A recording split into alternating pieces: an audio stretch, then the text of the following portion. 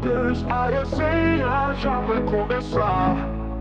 Esse papo vai abduzir vocês. Vai começar a resenha já.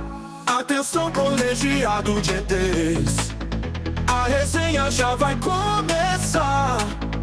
Esse papo vai abduzir vocês. Vai começar a resenha de ETs. Atenção, colegiado de ETs, a resenha já vai começar. Esse papo vai abduzir a cabeça de vocês. Vai começar a resenha de ETs.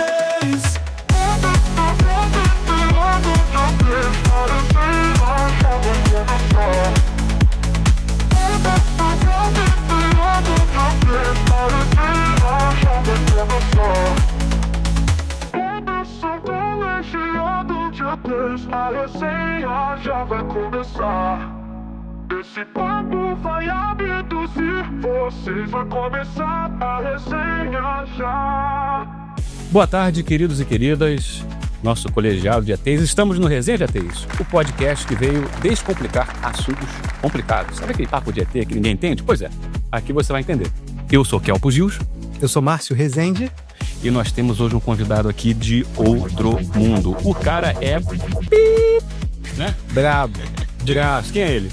O nome dele é Lucas. Eu não tenho escolaridade, que eu vou tentar. Não, Lucas Schrimmer. Você tem. Lucas Schrimmer. Schrimmer. Lucas Schrimmer. Então, ele é qualificado. Tanta coisa que, se você me permite, eu quero ler. Por favor. Lucas, ele tem graduação em Administração e Psicologia na Universidade Federal do Rio de Janeiro. Tem especialização em Neuropsicologia no Albert Einstein, Instituto Israelita de Ensino e Pesquisa. Uau! Parou não? Eu sei, acabou não, cara. Meu irmão, vai lá. Mestrado em Psicologia Clínica. Chega, né? Não, na Pontífice Universidade Católica. E doutorando em Psicologia Clínica na Pontífice Universidade Católica do Rio de Janeiro, na nossa PUC, na linha de pesquisa de Psicologia Social. Por isso que ele está aqui hoje, né? O Lucas é o cara indicado para a gente desvendar o porquê dos nossos porquês, né? Trouxemos um psicólogo de mão cheia para a gente pensar um pouquinho nos nossos comportamentos. Seja bem-vindo. Obrigado, Kelpo, Márcio, pelo convite. Estou muito feliz de estar aqui. Muito bom ter a gente vai ter um papo muito legal. É isso aí. Cara, eu queria começar o seguinte. As pessoas, muitas vezes, não têm uma concepção, um conceito do que é psicologia. Uhum. Então, psicologia é coisa pra maluco. Eu só vou a um psicólogo se eu estiver louco. Mas a gente sabe que a psicologia abrange um campo enorme de estudo e aplicação, né? E eu queria que você falasse um pouco pra gente, né? As diferenças entre psicologia, neuropsicologia, psicologia social. Que tantas psicologias são essas, né? E quais as suas aplicações? A psicologia é uma grande área de estudos, né? Uma área relativamente recente. Geralmente a gente atribui ali o início da psicologia aos trabalhos de um psicólogo que chama William Wundt, com um laboratório experimental de psicologia. E a psicologia, hoje em dia, né, a gente vê ela aplicada a muitas áreas da sociedade, mas nem sempre foi assim, né? No início a psicologia era uma área muito do laboratório, de estudar o comportamento, com muitos estudos também com animais. E ao longo dos anos que foi tendo todo esse desenvolvimento para a psicologia ser essa área tão aplicada e tão conhecida que a gente tem hoje em dia, né? Então, a gente sabe que a psicologia, ela tá nos hospitais, ela tá nas escolas, ela tá nas empresas, ela tá na clínica também. E dentre essas diversas áreas da psicologia, tem algumas áreas que seriam áreas principais, digamos assim, né? Uma que você já comentou, que seria a psicologia social, né? A psicologia social, ela estuda o indivíduo em sociedade. Então, as relações do indivíduo com a sua sociedade, com a sua cultura, como que ele é influenciado por aquele meio, como que ele tem autonomia, até que ponto, em relação àqueles fatores culturais que a gente sabe que acabam influenciando a gente, né? A gente é fruto do lugar que a gente está inserido também, né? Com certeza. E uma outra área é a neuropsicologia. A neuropsicologia já é um avanço mais recente da psicologia, que está muito relacionado com essa área das neurociências, né? Que busca justamente traduzir esses conceitos da psicologia para um aspecto mais biológico. Então, a gente traz muito do aspecto biológico para explicação dos nossos comportamentos, das nossas cognições. Tipo, mais a química do comportamento, mais a... Estaria relacionado com isso, sim. Porque a gente sabe, né, que a gente pensa, a gente age, a gente se comporta, e isso tudo tem diversos níveis de explicação, né? Pode ser explicado de muitas formas diferentes. Por que que a pessoa atravessou a rua? Pode ser explicado de muitas formas diferentes. Mas uma dessas formas está relacionada com a nossa substância material. Que é as nossas condições físicas do nosso cérebro, por exemplo. Então, certos neurotransmissores são ativados a ver um determinado objeto do outro lado da rua, que faz com que você tenha um estímulo para se movimentar em direção àquele objetivo. Isso tudo pode ser traduzido em linguagem que conversa com a biologia e conversa também com esse lado psicológico, né? Como se fosse mapear o comportamento, né, dessa forma, né? Exato. Então, a psicologia como grande área, a gente trabalha esses dois tópicos, né? O comportamento, que é muito importante, e a cognição, que são os nossos pensamentos, né? Aqueles conteúdos mentais que a gente tem. Então, na neuropsicologia, né, a gente vê essa interação a todo momento. Então, a relação entre o comportamento, o pensamento, o cérebro, o que é a mente, o que seria esses substratos biológicos do nosso comportamento, das nossas funções cognitivas, atenção, memória, linguagem, tudo isso, né? Perfeito. Neuropsicologia, então, rapidinho, só para dirimir uma dúvida. A neuropsicologia, então, seria a questão mais científica da psicologia? Seria um braço científico da psicologia, enquanto que a psicologia social seria a questão de você ir ao analista, de você se tratar, se cuidar, de você trabalhar numa empresa e cuidar dos funcionários. Uhum. É isso? Não exatamente, assim. Eu vejo que tem todo um debate muito acalorado, né, sobre a psicologia ser ou não ser uma ciência. E os campos da psicologia serem ou não serem científicos. Essencialmente, eu percebo que ser ou não ser científico está muito mais relacionado com o método que você vai fazer tal investigação do que com o objeto de estudo em si. Então, não é porque o psicólogo estuda questões mais abstratas, como pensamento, cognição, atenção, memória, personalidade. Todos esses temas são abstratos de alguma forma. Mas não é isso que vai fazer uma disciplina ser científica ou não. É o método.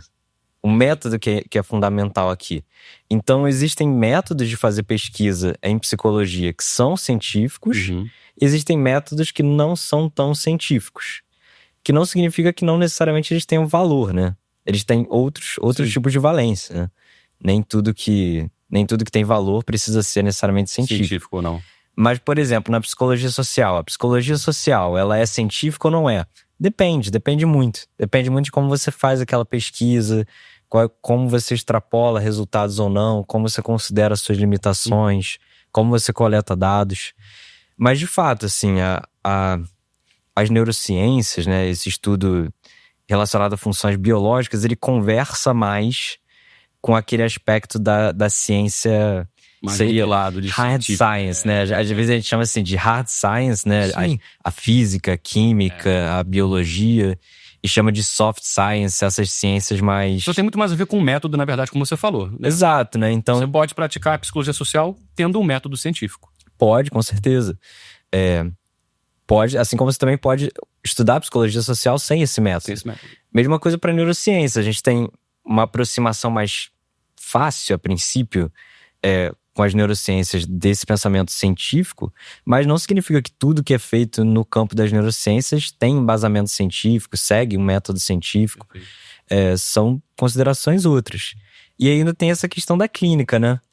Porque quando a gente fala, às vezes, de psicologia, assim, no senso comum, a gente sabe, como eu coloquei antes, né? Que tem psicólogo no hospital, tem psicólogo na escola, tem psicólogo na empresa.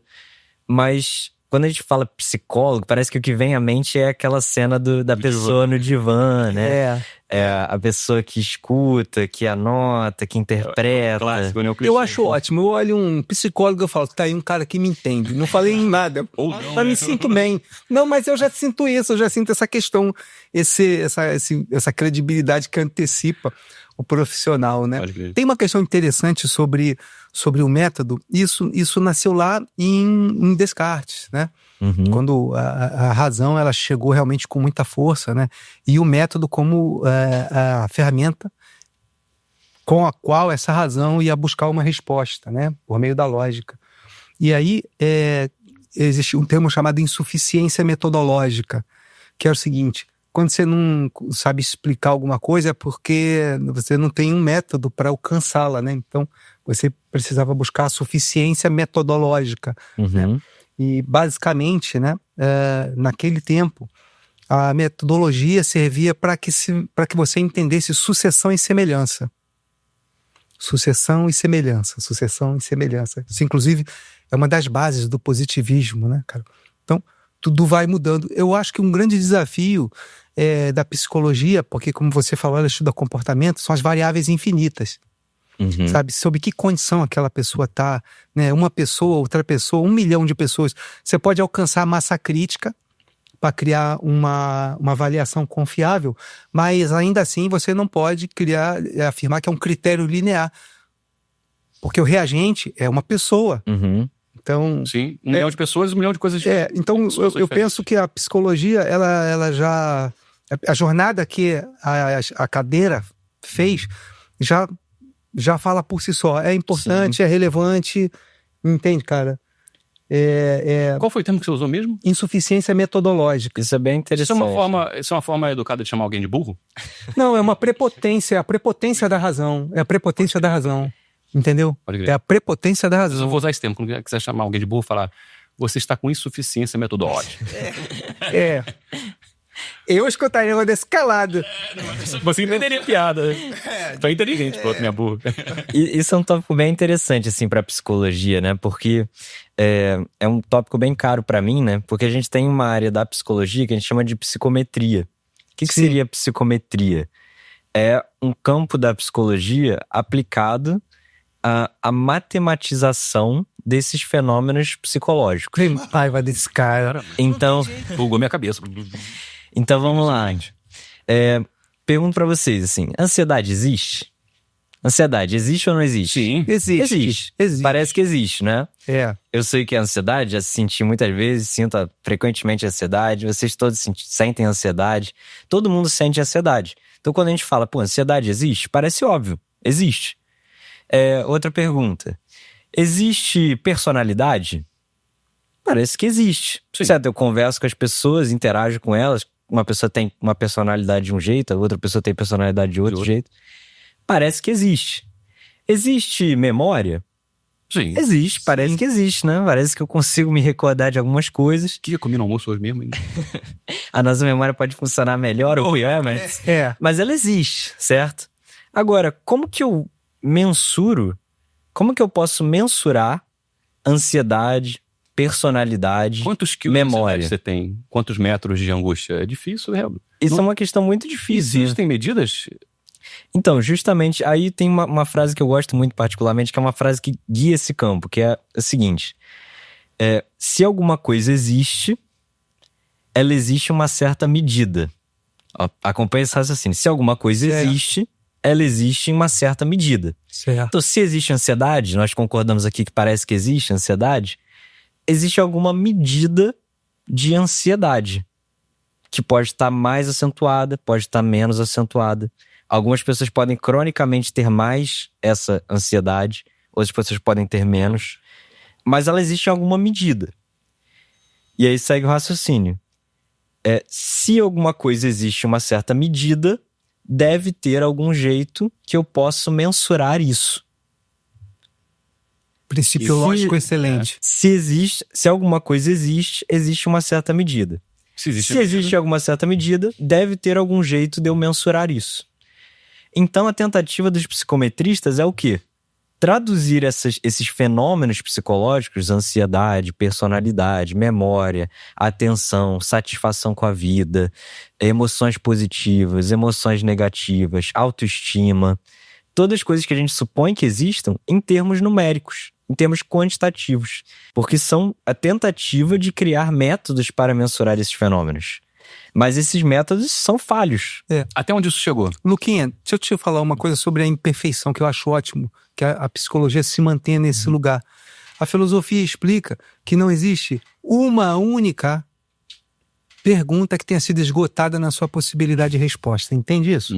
Não existe uma única pergunta. Então, a filosofia, ela tá fadada a falhar nessa procura de uma resposta totalizante, né? É isso que mantém um filósofo um buscador, se ele de fato é um filósofo. Eu acho que isso faz super bem a psicologia, esse lugar em aberto. Entendeu? Eu acho super importante para continuar crescendo, né? E como essas perguntas, né, isso também é uma coisa que chama muita atenção, elas aparecem ao longo da história da psicologia, né? Mas como essas perguntas centrais, assim, elas... Parece que os debates eles são encerrados, mas na verdade eles só são reeditados cada vez mais. Isso é muito curioso. E até onde chegou essa tentativa de trazer, né, para uma ciência exata como a matemática, né, essas mensurações dos nossos sentimentos, né? Até onde isso chegou? Então, todos esses fenômenos psicológicos que eu citei e tantos outros, hoje em dia a gente tem instrumentos para medir esses fenômenos. Como a gente fala, quando a gente fala de um instrumento físico, né? Então, por exemplo, uma régua. Uma régua mede comprimento, certo? A régua, se a gente colocar aqui para medir o tamanho dessa mesa, eu posso medir hoje, amanhã, depois de amanhã, daqui a uma semana. Se não tiver nenhuma mudança nessa mesa, vai dar sempre o mesmo valor. Isso aí. Certo? Então a régua é muito precisa. Um outro instrumento de medida que a gente tem, por exemplo, muito conhecido é a balança. Balança mede o quê? Mede peso. Certo? O nosso peso, ele está suscetível a mudanças um pouquinho mais significativas.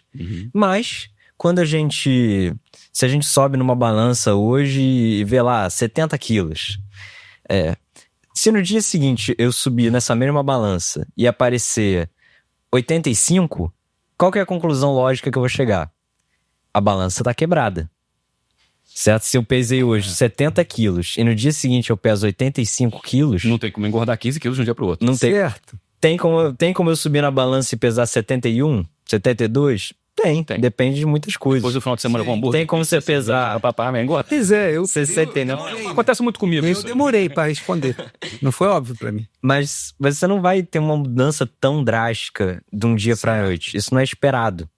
Os instrumentos psicológicos, eles também seguem essa lógica. Então, por exemplo, a gente tem medidas de ansiedade, certo? Uma medida de ansiedade pode ser uma escala psicológica. Então, existem itens em que a pessoa concorda ou discorda com aqueles itens.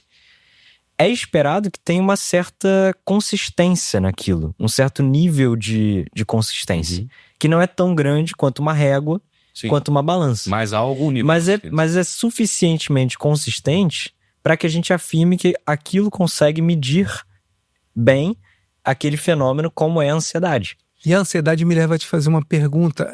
Ainda se usa o lactato plasmático como medida, ou isso no meio acadêmico não credibiliza? Eu não conheço essa substância. Certo. Mas eu acho que de forma geral, qualquer tentativa de traduzir alguma substância biológica, né? Sim. Em um aspecto psicológico, é sempre uma tentativa, né? Então, por exemplo, uma que é muito utilizada é o cortisol como medidor de estresse. Certo? O cortisol está relacionado com estresse. A gente sabe disso. Agora, você vai dizer que cortisol é estresse?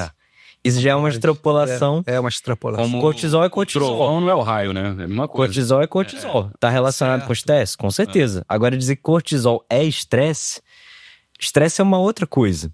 E os psicólogos psicometristas tentam entender justamente o que é o estresse. Como que eu posso ver o estresse? Será que algumas pessoas têm uma tendência maior a ter mais estresse do que outras? Isso já é o campo dos estudos da personalidade.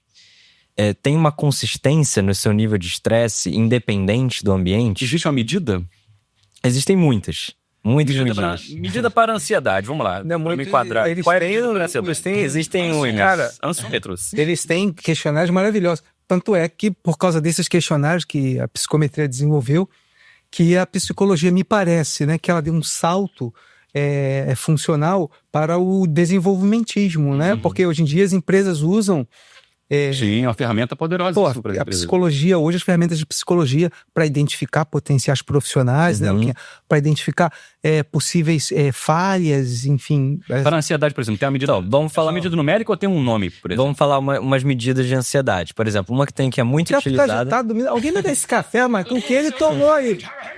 Que aposto tá bem, você tá bem. Vamos falar de uma medida de ansiedade que é muito conhecida. É a BAI. B-A-I. BAI. É Back Anxiety Inventory. Certo. Então, é uma medida usada em todo mundo, essa medida. Originalmente ela é em inglês e ela foi adaptada para o Brasil. Então, a gente tem a BAI em português hoje. Ela é uma medida, são itens que medem sintomas relacionados à ansiedade. Que você concorda. Aquilo ali já é uma tabela, né? Você responde aquela escala e dado aquele resultado, né? Você faz uma média, geralmente, ou um somatório dos pontos, né? E aí você vai ver, eu tive 10 pontos de ansiedade, certo? Respondendo essa escala. E aí vem uma outra pergunta. Tá, tive 10 pontos. Isso é muito ou é pouco? É uma boa pergunta, né? Às vezes subjetivamente, a gente acha, né? Nossa, a minha ansiedade é muito alta. Mas será que é mesmo? Um jeito que a gente pode fazer isso é comparar com outras pessoas, né? Quando a gente quer dizer muito alto ou muito baixo, geralmente a gente quer dizer em relação a alguém, certo? Então essas escalas, como por exemplo a BAI, para ela ser utilizada na avaliação neuropsicológica, na clínica, os pesquisadores têm que submeter a amostras muito grandes. Então, digamos que eu seleciono 5.000 pessoas no Brasil de diferentes gêneros, de diferentes níveis de escolaridade, de diferentes idades, de diferentes perfis de renda, pessoas diferentes, de diferentes estados brasileiros.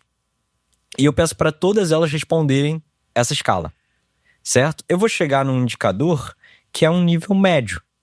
Então, qual foi a média dessas pessoas todas nessa escala? Com esse número, com essa média, vamos dizer que a gente descobrisse, eu tô criando uma suposição aqui, tá? Não é necessariamente isso, mas vamos dizer que eu descobrisse que a média de ansiedade das pessoas nessa escala foi de 20 pontos. Então eu concluiria que, se eu tirei 10 pontos, então a minha ansiedade quase tá abaixo da média, né? Tá abaixo da média. Acho que eu tiraria uns 57,5, mais ou menos. Agora, vamos dizer por outro lado, se fizesse essa pesquisa e descobrisse que o nível médio de ansiedade das pessoas é 3 pontos. Aí eu já ia concluir, não, a minha ansiedade então está num nível meio preocupante, né? Precisando meditar. Pode estar precisando praticar a meditação. Você a gente vai falar sobre isso depois. Vamos, com certeza. Aproveitando que você tocou na palavra personalidade, estamos falando aqui dos nossos sentimentos, né? Dessas energias que nos movem. O que é a personalidade, afinal de contas? Personalidade, todos esses construtos que a gente está falando, a gente chama de construtos, né? Então, ansiedade, memória, atenção, essas questões psicológicas. Personalidade é um construto muito caro para mim. Eu me interesso muito por esse construto, né? E o que geralmente a gente chama de personalidade, como uma definição ampla? São diferenças individuais, então diferenças entre as pessoas em 3 aspectos, que são a cognição, ou seja, os pensamentos, as emoções positivas, negativas que a gente sente, e os nossos comportamentos, que é como a gente age diante do mundo. Então, se eu conseguir caracterizar você em termos dos seus pensamentos, dos seus comportamentos e das suas emoções, eu consigo chegar numa boa figura de por que você é diferente do Márcio. Por que você é diferente de mim e por que você é diferente de todas as pessoas. Então, a personalidade, o estudo da personalidade, ele, no final das contas, ele mostra que todo ser humano é diferente. Todo mundo é diferente. Mas, ao mesmo tempo, nós somos mais parecidos com algumas pessoas do que com outras. Em alguns aspectos, nós somos parecidos com todos os seres humanos, certo? Então, os psicólogos da personalidade, eles chegaram num consenso teórico, que é o que temos atualmente, que existem 5 traços da personalidade. Então, existem 5 dimensões em que as pessoas variam.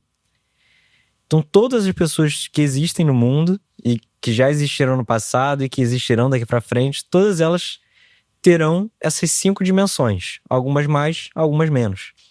Então, Quais são as dimensões? Quais são as dimensões? A primeira é uma que vocês conhecem, que chama extroversão.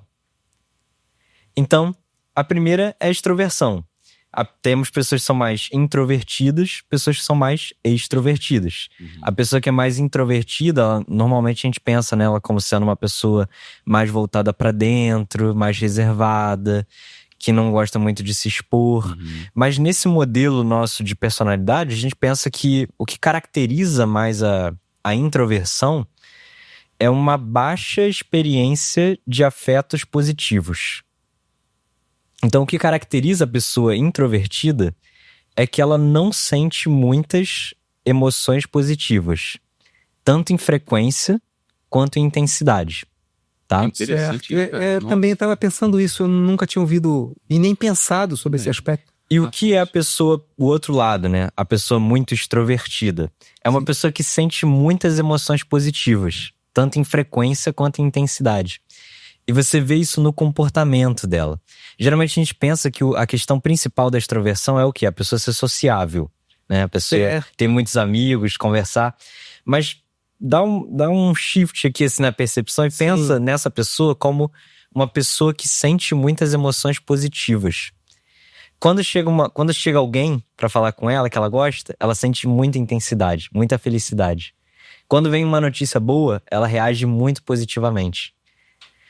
Quando ela come um alimento gostoso, ela sente muito feliz com aquilo. São pessoas que têm muita responsividade a essas emoções positivas, né? Então a extroversão é isso. De um lado, as pessoas que reagem pouco a emoções positivas, e do outro lado, a pessoa que reage muito a essas emoções positivas. E a maioria das pessoas está no meio do caminho. É isso que eu ia perguntar, que eu tava preocupado, cara. Porque eu sou introvertido, mas eu tenho essas outras características que você falou. De quando como uma coisa gostosa que eu até brinco com meu filho, quando a gente come uma coisa gostosa, a gente fecha o olho e fica comendo assim, um pro outro assim. Eu pensando, mas eu sou introvertido, mas eu também tenho. Então é normal ter um pouco de cada. Pode acontecer, né? A maioria das pessoas está no meio, né? Do caminho. Então elas não são nem muito extrovertidas. Os extremos talvez não sejam nem tão saudáveis, né? Talvez. Isso é uma boa discussão também, vamos falar sobre isso. Mas geralmente os extremos desses traços de personalidade, eles estão associados a características que seriam disfuncionais. Então, você ser muito introvertido provavelmente vai te gerar problemas. Ao mesmo tempo que ser muito, muito extrovertido também vai te gerar problemas. É mais fácil de lidar com o mundo quando você tá próximo do meio. Um pouquinho mais para um lado, um pouquinho mais pro outro. Tá tudo dentro do aspecto do meio, né? O caminho do meio. Normalidade. Eu tô refletindo sobre isso, cara. Isso realmente... cara. E aí uma coisa interessante também sobre isso, que aí conversa com a neuropsicologia também, que é... Eu falei pra vocês agora da extroversão, que é um dos 5 traços de personalidade, que está relacionado com a pessoa sentir emoções positivas, certo? Agora, uma pessoa que sente muitas emoções positivas, como que vocês acham que é as emoções negativas dela? É uma boa pergunta. Por atrevimento, eu diria que a mesma intensidade...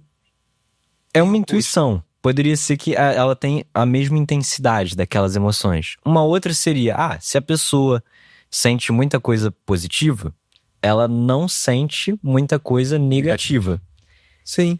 Seria uma outra interpretação. Faria sentido. Mas, na verdade, o que a gente tem visto, né, e as pesquisas em psicologia mostram isso, é que são duas coisas bastante independentes. Então, parece que a gente tem circuitos neurais, cerebrais, que estão relacionados com emoções positivas, e a gente tem outros circuitos que estão relacionados com emoções negativas. Distintos. São coisas bem separadas. Entendi só, cara. E aí, por isso que a gente tem esse segundo traço de personalidade, que a gente chama de neuroticismo, tá? Neuroticismo. O que é o neuroticismo? Se a extroversão é a tendência a pessoa sentir emoções positivas, o neuroticismo é a tendência a pessoa sentir emoções negativas. Vem de neurótico, de repente. A palavra tá por aí, mas é um conceito um pouco diferente desse que a psicanálise, por exemplo, chama de neurótico.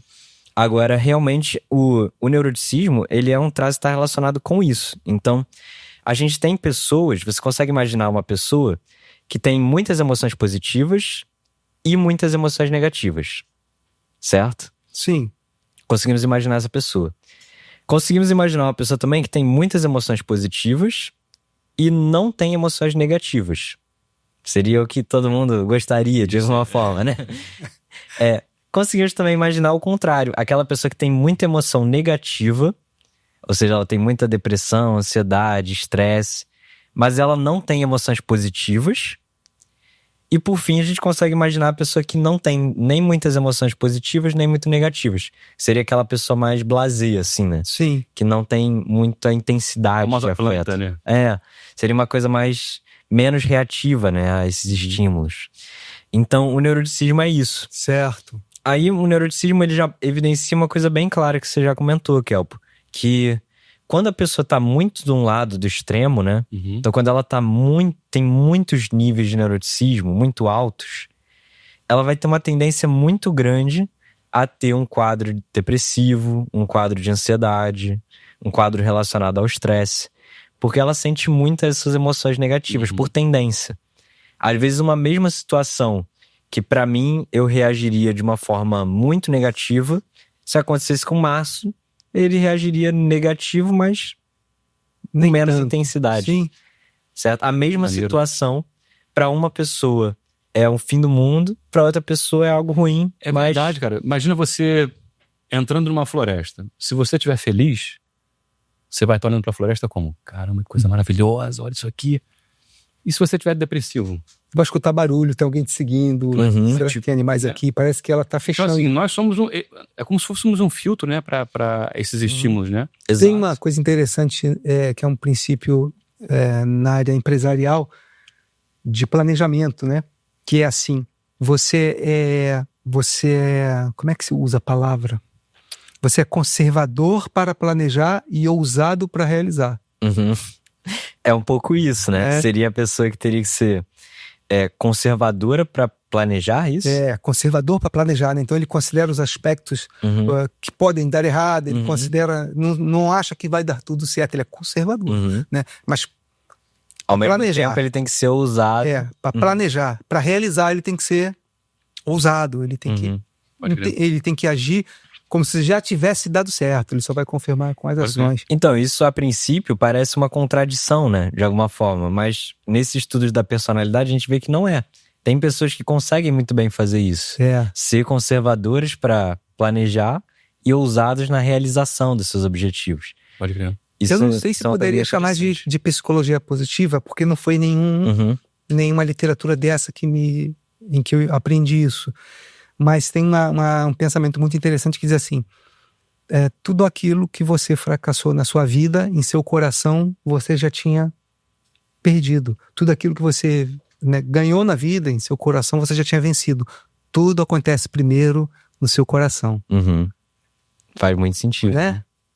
Nós temos então Ele falou duas. Extroversão. versão neuroticismo, a terceira qual é? Qual que seria a terceira? Terceiro traço, né? O terceiro traço de personalidade. Vamos falar do terceiro traço como sendo a conscienciosidade. Tá? Esse é um termo bem grande. Conscienciosidade. Tem alguma coisa a ver com consciência. Parece que tem alguma coisa a ver com consciência, mas não é necessariamente isso. Isso é uma questão de tradução, assim, né? Um outro nome em português para esse traço é realização. Mas eu vou explicar o que é um lado e o que é o outro, você facilmente vai identificar o que é isso. A pessoa que tem alta conscienciosidade, ela é aquela pessoa que é organizada, que é diligente, que segue metas, que segue prazo, que gosta de rotina, que gosta de tudo no seu devido lugar. Eu acho que eu sou essa pessoa. Eu tava Estou me pensando descobrindo. o contrário. Eu falei, isso não sou eu. Que gosta das coisas em ordem, que gosta das coisas limpas, que se incomoda com bagunça, com coisa suja. O que eu reclamo pra minha esposa, nossa. Isso é a pessoa... Vai ver. Não é com você. Não é com você não. Isso é a pessoa com alto nível de conscienciosidade. E a pessoa com baixo nível? É aquela pessoa que é mais desorganizada, que não tem uma rotina, que não segue um planejamento, que nem sempre deixa tudo organizado, direitinho, bonitinho, né?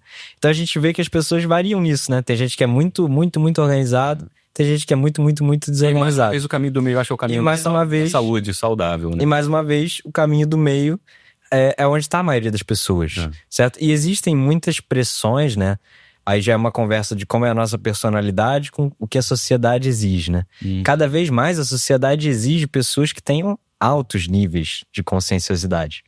Porque no ambiente de trabalho, vale muito a pena, você ter uma pessoa diligente, organizada, que segue metas, que segue prazos, que tem rotina, que é pontual. Mas existem, às vezes, profissões em que isso não é tão valorizado. E aí tem um estudo muito interessante sobre... Uma chance pra mim. Sobre isso. Link está perdido, Márcio. Vamos lá. Tem um estudo muito interessante sobre isso que mostra justamente uma profissão onde você ser muito assim prediz negativamente o seu sucesso. Então, quanto mais organizado, disciplinado, seguir uma rotina você for, pior é o seu desempenho nessa profissão. E qual que seria essa profissão? O que vocês acham? Publicitário. Publicitário. Desculpa, publicitário. É mesmo? Não. Mas tem a ver com arte. Mas tem a ver com arte. Isso, com certeza. Tem a ver com arte. E o estudo que mostra isso, ele foi feito com músicos de jazz, né? Que é o improviso ou caos, né? Que é o improviso. Porque o jazz é esse estilo musical marcado pelo improviso, né? Então, justamente, a pessoa que ela é muito rígida, muito rigorosa, é muito tudo delimitado já certinho, ela não tem essa flexibilidade para sair de uma rotina. A criatividade demanda espaço, né? A criatividade está mais relacionada com outro traço de personalidade, que a gente vai ver daqui a pouco. Mas sim, então, justamente, demanda um espaço. Se a pessoa for muito rigorosa... Muito rígida, né? Não abre muito... Eu vou contar uma história pessoal que tem a ver com esse assunto, que é a seguinte. Eu sou uma pessoa assim, eu gosto das coisas organizadas. Não tenho toque de botar tudo do lado, nada disso. Mas eu gosto das coisas organizadas. E curiosamente você é músico. E curiosamente sou mais de jazz. Certo. Nunca me levei com jazz, inclusive. Certo. E antes de ser pai, eu tinha um carro que eu gostava muito e adorava o carro. E vivia limpando o carro e bababá. Aquelas coisas de moleque novo, né? E eu fui pai. E o meu filho começou a comer biscoito no banco de trás do carro. Começou a derramar refrigerante. Aquilo me incomodava, mas também aquilo me acendia uma luz para prestar atenção em qual era a importância de se ter um carro limpo, brilhando, né? E aí eu li um poema uma vez falando sobre a casa com mancha de café no sofá, com marcas de faca na mesa, ao contrário daquelas casas de boutique que a gente vê, né? As casas parecem um centro cirúrgico, né? Sim. E esse poema falava que nessas casas não havia infância, né? Enquanto nas casas com um sofá manchado, com a mesa com migalhinha de bolo, tinha infância, tinha vida.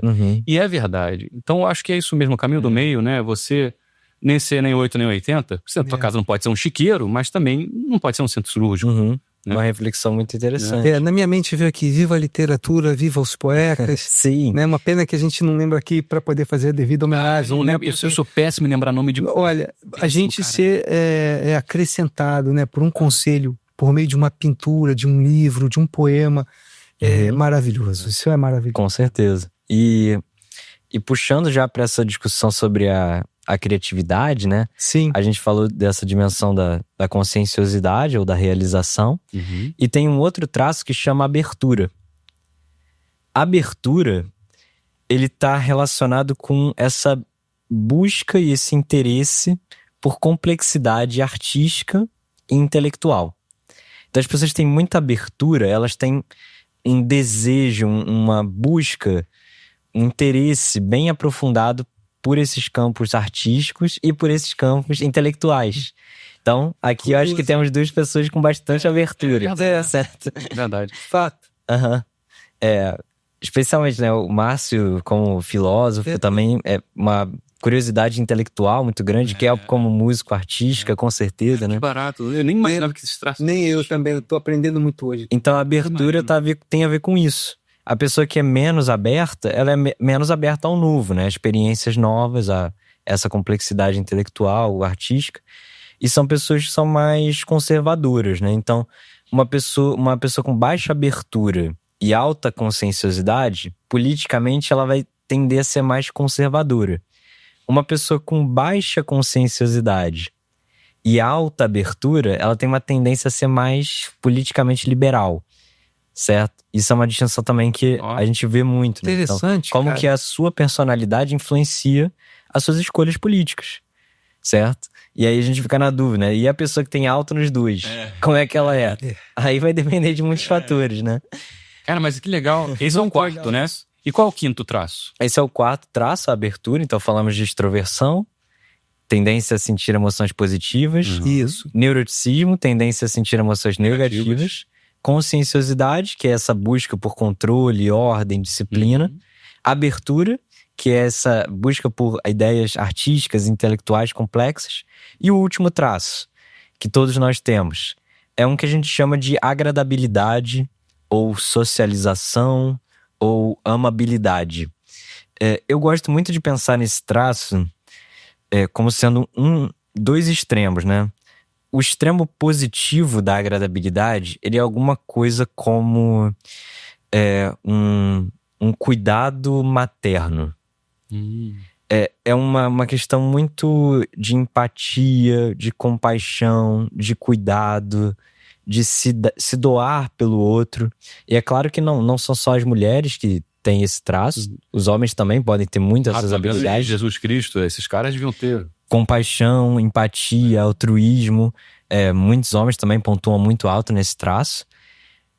Mas tipicamente esse traço ele tem uma diferença de gêneros marcada. Então as mulheres têm um pouco mais desse traço do que os homens. E qual que é o outro lado, né? Se um lado é esse instinto materno, cuidador, protetor, o outro lado seria um instinto predatório. Um instinto de o meu vem primeiro, sabe? Nesse sentido de pessoas que botam o seu interesse primeiro em relação aos outros. Acho que esse traço está muito mais presente na sociedade do que qualquer outro. Duas questões que eu queria falar sobre isso. Primeiro o quanto os sete pecados capitais, que os 7 pecados são acompanhados das 7 virtudes, né? E eu não sou católico, né? Eu só estou aqui trazendo um conhecimento. É um conhecimento. E está tudo aqui dentro.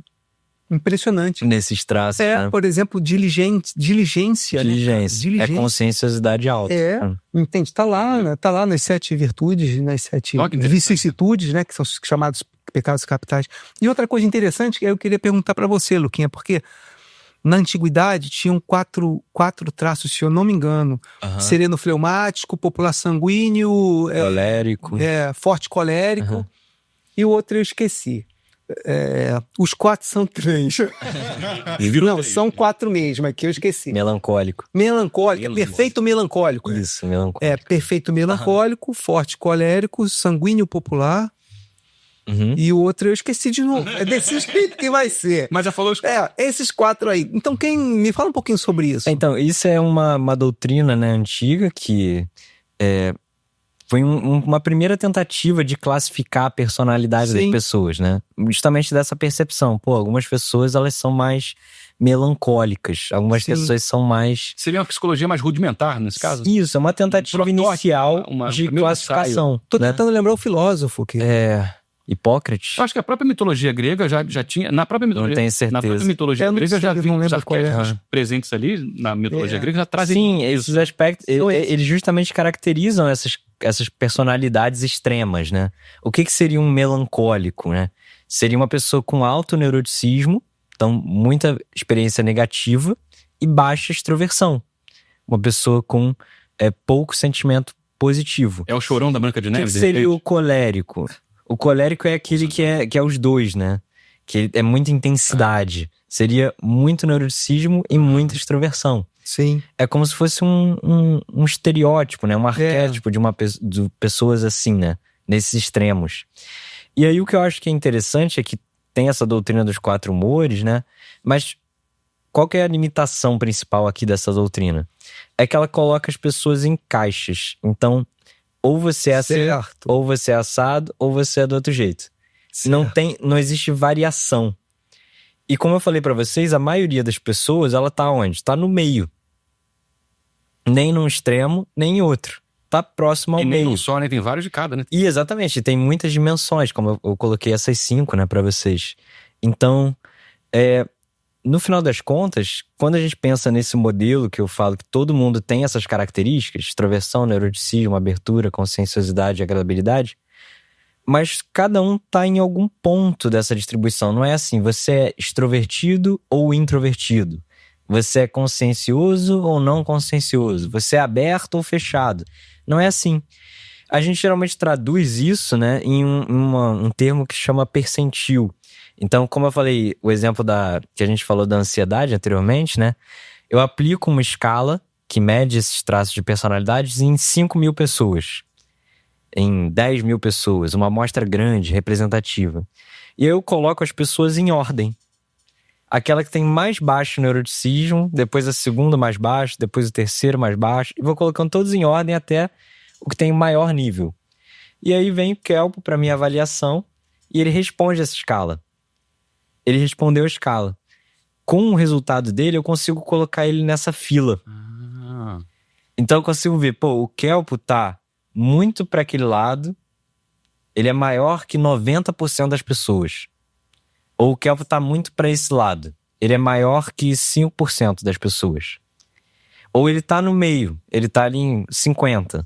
Então tem 50% tá para um lado, 50% tá para o outro dessa fila. Que interessante. E aí a gente consegue interpretar. Se você tem altos níveis, baixos níveis, níveis médios, certo? Isso tudo a gente vê com esses instrumentos psicológicos, como são os instrumentos de medir personalidade, que existem vários. E as empresas usam muito isso atualmente, né? Usam, elas têm muito interesse nisso, porque justamente, como a gente fala, esses aspectos psicológicos, eles estão relacionados a variáveis externas, como desempenho no trabalho, satisfação com a vida, humor, autoestima, bem-estar psicológico e tantos outros, né? Então, a empresa tem interesse, né? De saber se o funcionário que eu vou contratar, ele é confiável ou não é confiável. É claro que a escala dá uma medida, né? Não é uma medida, né? Então ninguém faz, e até não é uma boa prática isso, né? Não é recomendado, acho que é até proibido, na verdade. Você selecionar uma pessoa por conta de um teste. Mas ele pode compor parte da avaliação. Então vou levar em conta o resultado de um teste, assim como uma entrevista, assim como uma análise do currículo, assim como é só uma outra ferramenta. Exatamente. Uma das etapas da avaliação, de repente, é uma teste. Outra ferramenta. Qual nome que se dá esse tipo de teste? Então, quando ele é feito no contexto organizacional, aí já entra nesse aspecto do recrutamento, da seleção de pessoal. E a gente tem também aquele campo que é o de orientação vocacional. Orientação vocacional está muito relacionado com isso também, com a aplicação desses instrumentos. Agora, é um teste psicológico? São testes psicológicos. Testes psicológicos mesmo. E quando a gente vê isso na clínica, aí a gente chama de avaliação psicológica. Ah, tá. Então, avaliação psicológica. A avaliação psicológica, ela é compulsória, inclusive, no nosso país, para diversos procedimentos. Porque se entende que para você conseguir alguma coisa, você tem que ter um nível mínimo ali de certos componentes psicológicos. Exemplo mais claro, vocês têm carteira? Me surpreendeu aquele quando teste. Vocês tiveram a carteira. Me surpreendeu quando vocês tiveram a carteira, vocês fizeram um psicotécnico. Um psicotécnico nada mais é do que a aplicação de testes psicológicos. Então, qual que vocês fizeram? Fizeram desenhos? Eu não lembro. Foi longo, mas era muita coisa. Eu acho que fui reprovado. Era muita coisa. Você conseguiu tirar a carteira? Cara, consegui. Então foi aprovado. Não, mas era muita coisa. Então, eu lembro. Era muita coisa. Eu lembro que eu fiquei abatido, porque eu pensei. Não, e geralmente são coisas que a gente, assim, pelo pouco que eu lembro, porque eu tô com 50 anos, então tem muito tempo que eu mas não eram coisas muito usuais, não eram questões usuais, eram questões que você tinha que parar assim. Cara, era lógica pura, o que eu fiz era lógica pura, que faz muitos anos e eu não esqueci. Tanto que teve uma hora que eram páginas, era tipo um livrinho, eu fui começando a ver, quando alguém levantava eu falava, não. Respondeu que não é possível. Não é possível. E a sala começou a esvaziar. E você vai, cara, tem alguma coisa errada. Falta 3 páginas. E comecei a acelerar, cara. Escutando. Comecei a acelerar, mas enfim, cara. Eu passei, mas me surpreendeu. Claro, né? Me surpreendeu. Justamente, porque eles estão avaliando aspectos ali sobre a sua psicologia, né?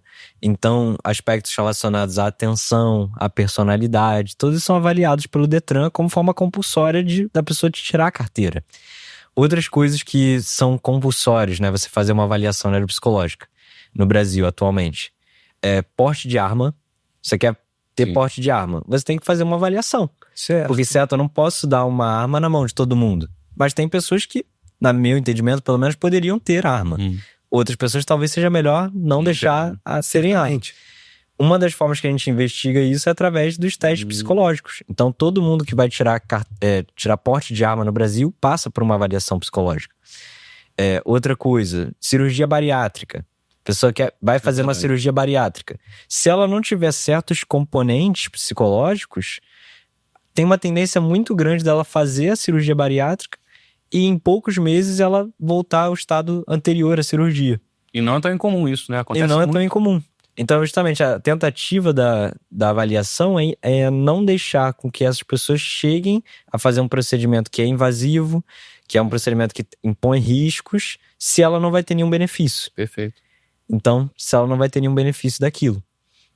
Então, muitos aspectos da nossa vida em sociedade estão rodeados por esses testes psicológicos, a gente nem se dá tanta conta disso, né?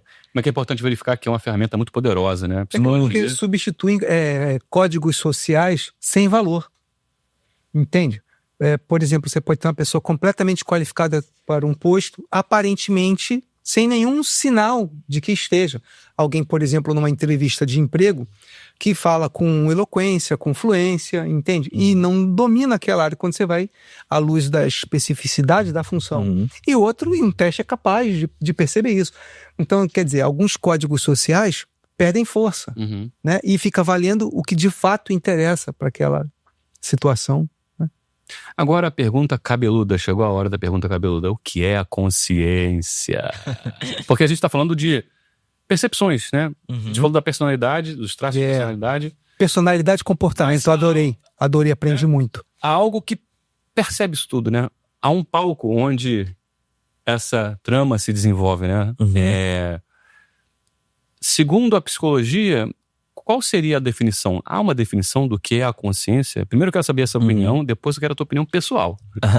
Esse é um tema também muito caro para os psicólogos, né? O que é a consciência, como se dá a consciência. E até no início da psicologia, né? A psicologia surge como área estudando a consciência.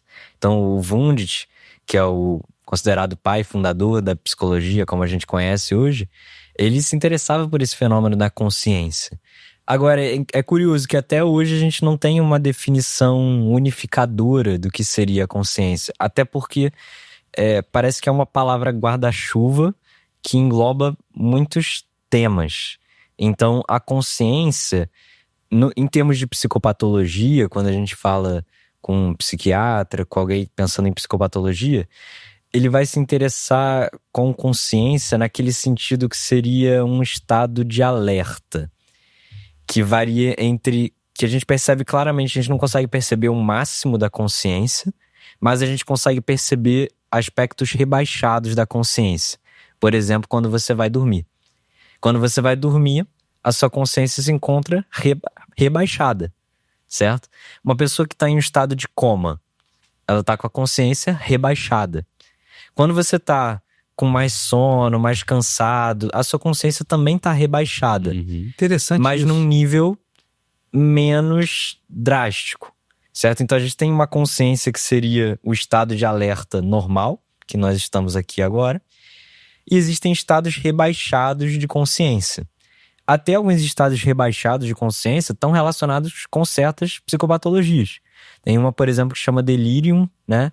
Que delirium é caracterizado por um estado rebaixado de consciência.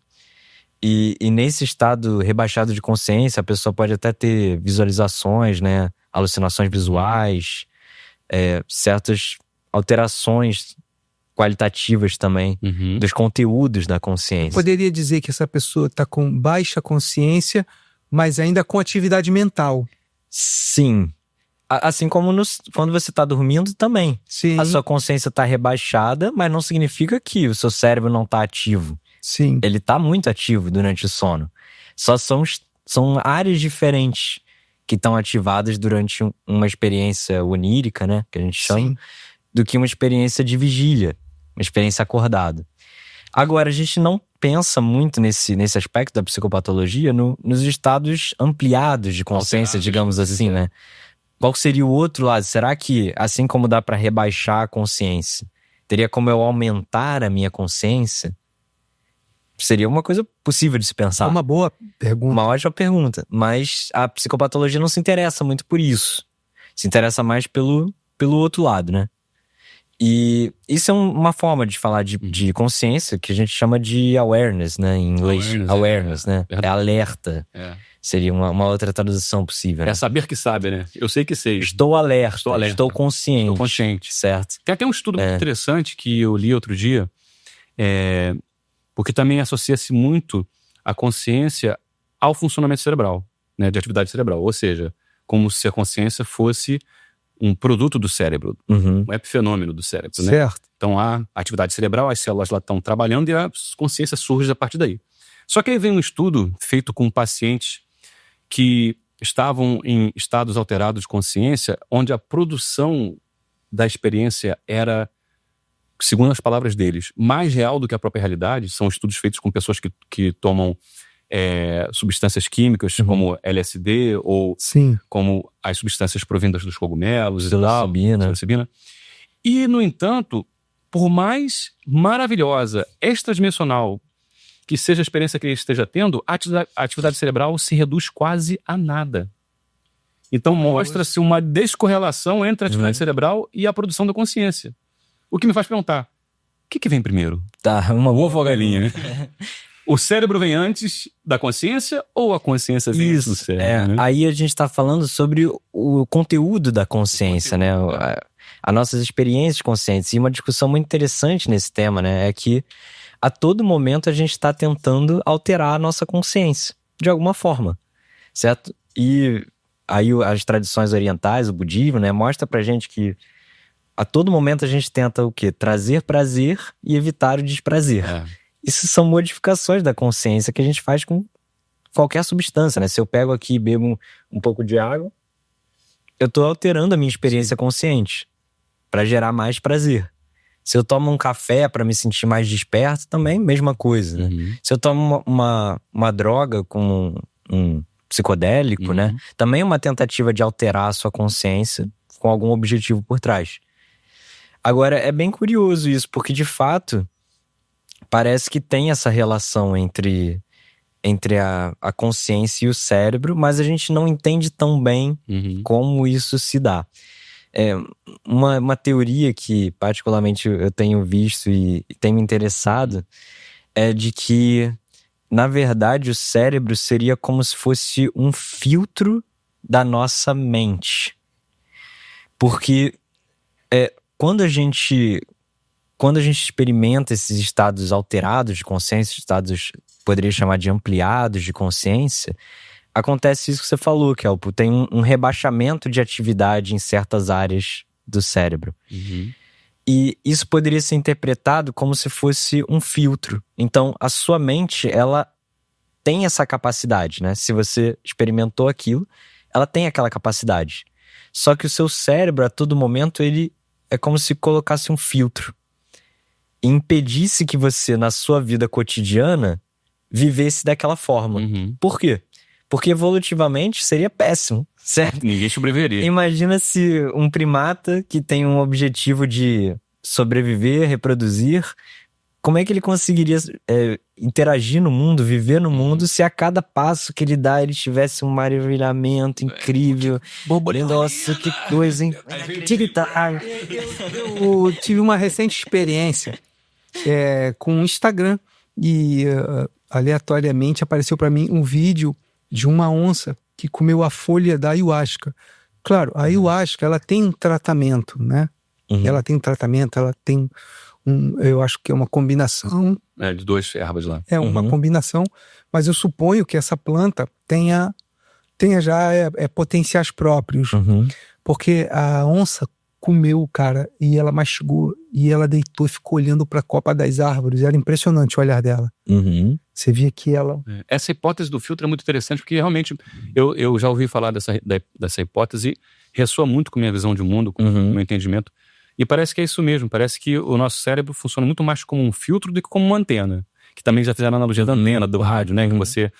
Mas é mais um filtro mesmo que... Quanto menos atividade, mais o filtro está aberto, mais acesso à realidade, né? Porque a gente não acessa... O que a gente está vendo aqui, né? não é a realidade absoluta, né? Não é. É uma Sabe, interpretação, né? Essa madeira pra gente aqui é uma mesa, mas pra uma traça é um banquete. Quem tá certo? Nenhum dos dois. Os dois estão certos. Né? Claro. Os dois estão certos. Porque é tanto comida pra traça quanto uma mesa pra gente. Ou seja, a gente não tem uma percepção direta da realidade. Sim. Nem a natureza nos fez assim. Que é como você falou. O primata, a gente... Qual é o nosso objetivo aqui em termos de organismos? Procriação. Sobreviver. Da espécie, reproduzir. Se você tá o tempo inteiro ligado na quinta dimensão, meu velho, vai sobreviver. Você não vai obedecer esse critério, não vai obedecer. E não chegaríamos aqui, né? Não chegaríamos aqui. Mas isso é bom.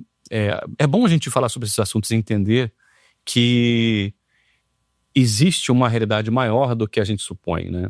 Um nível maior que ainda está fora do nosso entendimento, né? A gente não chegou ainda em todas as explicações. Nem sei se vai chegar um dia, porque na verdade a parte do todo não consegue entender o todo, na verdade, né? Mas muito bom saber que você também compartilha dessa visão, né? Visão. E aí, nessa visão, o que seria, né, um psicodélico? Ele seria como você abrir o filtro. Sim. Você abre o filtro e deixa a experiência fluir de forma mais ampliada, né? Ampliada, né? A gente pode até conversar agora, quiserem puxar esse tema da meditação também. Exatamente. Porque de alguma forma são, claro, bastante diferentes também de uma forma, mas de alguma forma também está relacionado com tentativas de investigar a consciência, né? A meditação está relacionada com isso, né? Você pratica? Eu pratico meditação, já conheço a meditação há alguns anos, né? E venho praticando. Para mim é uma prática incrível, assim, muito, muito, muito benéfica. E eu percebi, né? Quando eu comecei a praticar meditação foi por causa da insônia.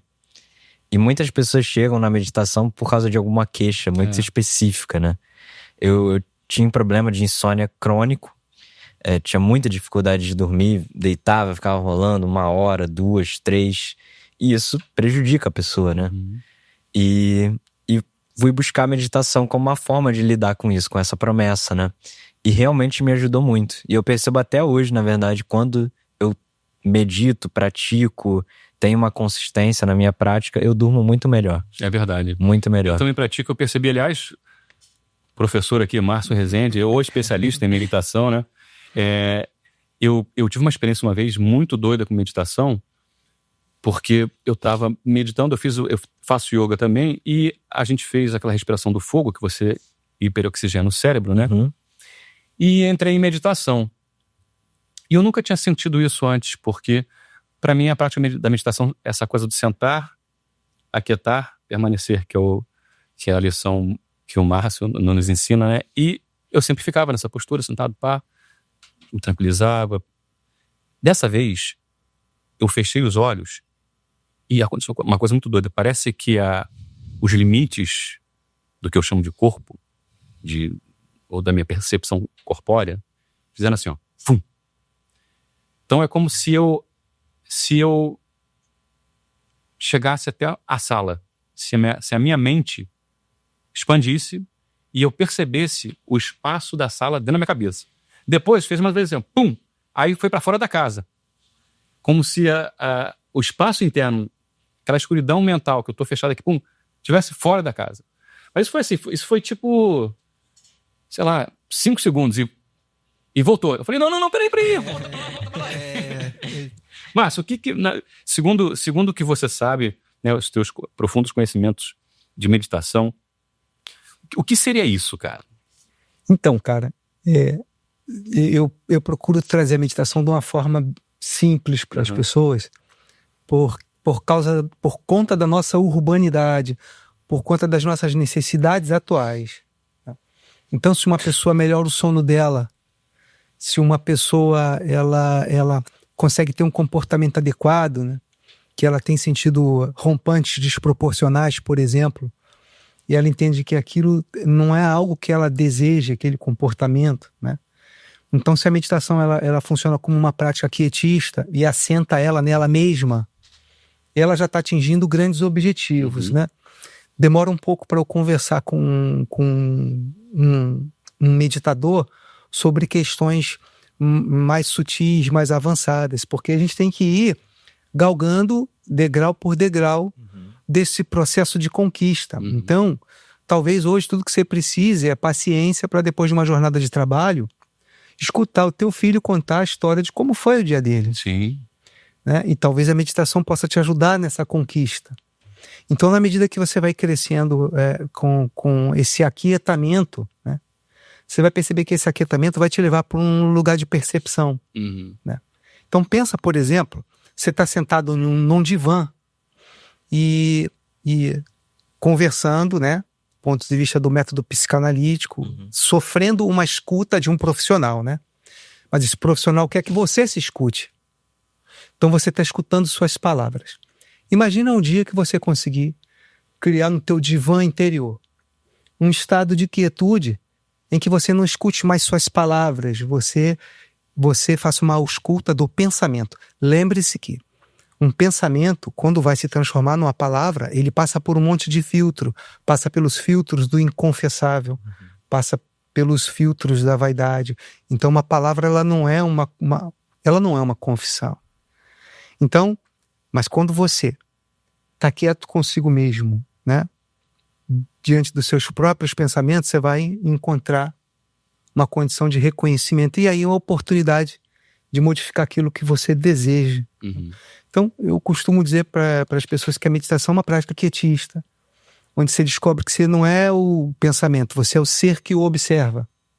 É isso então, mesmo. A partir dessa observação de si mesmo, nasce a oportunidade de se melhorar. Não colocando aqui que o objetivo da meditação é se melhorar. Pode parecer uma antítese, mas não existe qualquer objetivo na meditação. Você não estabelece um objetivo, não há uma busca na meditação. Entende? Caso contrário, seria mentalização e isso aí seria outra coisa. E nessa visão, como é a relação entre a meditação e a consciência? Então, na meditação, a gente coloca duas palavrinhas para efeito de ilustração, né? A mente e a consciência. E eu sempre uso esse exemplo porque é um exemplo que é um exemplo muito capaz, né? É um exemplo muito capaz que está no livro do Deepak Chopra. Ele usa uma citação do Upanishad, que é um livro cuja tradução seria de clássico, de joelhos para o mestre. É a parte devocional dos Vedas, né? O Upanishad. E ele fala assim: a mente e a consciência são como dois pássaros pousados num galho observando os acontecimentos. A mente, um pássaro, se aproxima e experimenta. O outro pássaro se afasta e compreende. Então a gente entende que a mente é a forma com que você obtura a realidade. A consciência é a forma com que você alcança a verdade. A mentalização, você se aproxima e experimenta.